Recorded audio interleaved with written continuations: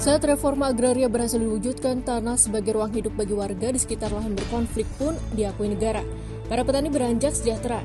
Sejumlah kisah manis reforma agraria diantaranya datang dari petani di Lebak, Provinsi Banten, dan di Minahasa Utara, Provinsi Sulawesi Utara. Saat Undang-Undang Nomor 5 Tahun 1960 tentang pokok-pokok agraria disahkan, reforma agraria sebenarnya telah dimandatkan untuk mengembalikan hak-hak warga yang tercerabut akibat kolonialisme. Namun belum sempat diimplementasikan, perubahan rezim Orde Baru melahirkan aturan perundang-undangan sektoral yang memberikan akses penguasaan tanah kepada para investor. Perampasan tanah kembali terjadi atas nama investasi. Reformasi 1998 pun belum sempat mengembalikan reforma agraria pada jalurnya. Sedangkan izin-izin penggunaan lahan lewat hak guna usaha atau HGU terus diterbitkan atau diperpanjang. Adapun reforma agraria selama ini dilakukan melalui dua skema, yaitu legalisasi aset dan redistribusi tanah. Dalam catatan Kementerian Agraria dan Tata Ruang atau Badan Pertahanan Nasional per Januari 2024, legalisasi aset telah mencapai 10,3 juta hektar atau 286% dari target 4,5 juta hektar. Sementara melalui skema redistribusi tanah mencapai 1,8 juta hektar atau 40% dari target 4,5 juta hektar. Berikut adalah seperti kisah manis dari perjuangan masyarakat di penjuru Nusantara mendapatkan hak atas lahannya.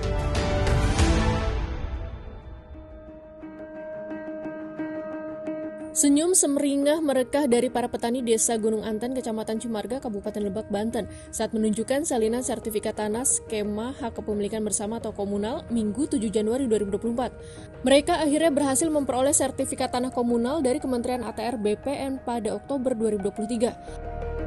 Petani mengaku mulai menggarap tanah telantar ex hak guna usaha atau HGU PT Bantam dan Preanger Rubber sejak 1990-an. HGU ini tidak diperpanjang kembali sejak 2002. Namun demikian pada 2004 mereka mesti menerima kenyataan diusir dan tanaman kebunnya ditebang. Barulah harapan mulai muncul pada 2010 saat para petani bergabung dalam Pergerakan Petani Banten atau P2B, simpul jaringan konsorsium pembaruan agraria atau KPA di daerah. P2B melalui aksi dan audiensi yang konsisten berhasil mengantarkan petani memperoleh sertifikasi komunal. Dengan skema komunal tersebut, masyarakat tidak bisa menjual sertifikat tanahnya secara sepihak tanpa persetujuan pemilik tanah lainnya. Setelah mendapat sertifikat komunal, kini petani Gunung Anten mengaku lebih tenang dalam mengelola tanah dan menjalankan aktivitas agraria lainnya. Kisah manis serupa dituturkan Nova Kalompo, warga desa Mangkit, Minahasa Tenggara, Sulawesi Utara. Ia kini dapat hidup tenang dan lebih bersemangat berusaha setelah tanah rumah dan kebunnya berhasil disertifikasi. Sertifikat tanah ia jadikan agunan kredit usaha rakyat sebesar 50 juta rupiah untuk usaha toko kelontong. Sementara itu tanah kebun seluas 0,49 hektar yang sudah bersertifikat ditanamnya cengkeh. Baru-baru ini cengkeh pun telah dipanen. Nova menuai hasil manis panen cengkehnya. Terakhir waktu tahun lalu panen dapat 200 kilo, Mas. Harganya berapa, Bu? Harganya yang kemarin, harga cingke kemarin 141.000. Jadi ada berkisaran hampir 30 juta, Mas. Perjuangan warga desa Mangkit diwadahi Serikat Petani Minahasa Tenggara yang mencakup 3 desa saling bertetangga yaitu Mangkit, Basaan, dan Ratatotok. Serikat Petani bekerja sama dengan KPA mendesak pemerintah melakukan redistribusi lahan HGU yang sudah lama mangkrak di Mangkit.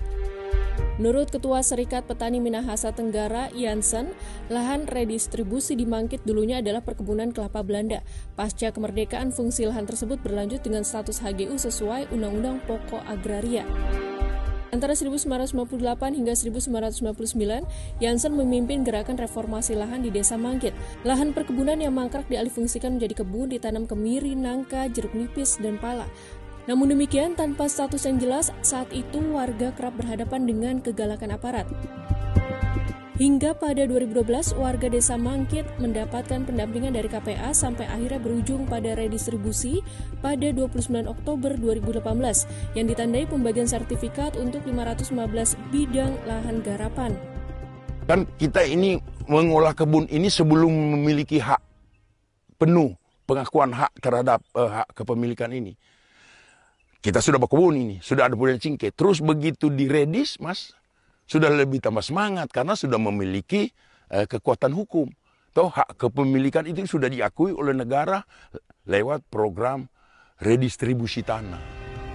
Kendati telah memberikan ketenangan dan pengharapan baru, peningkatan kesejahteraan warga di sekitar kawasan lahan berkonflik tak dapat hanya dijamin dengan bagi-bagi sertifikat. Mereka tetap butuh pendampingan dan dukungan pemerintah, salah satunya dalam bentuk infrastruktur penopang pertanian yang menjadi sumber penghidupan mereka. Hal ini sekaligus akan membuktikan kehadiran sepenuhnya negara bagi masyarakat.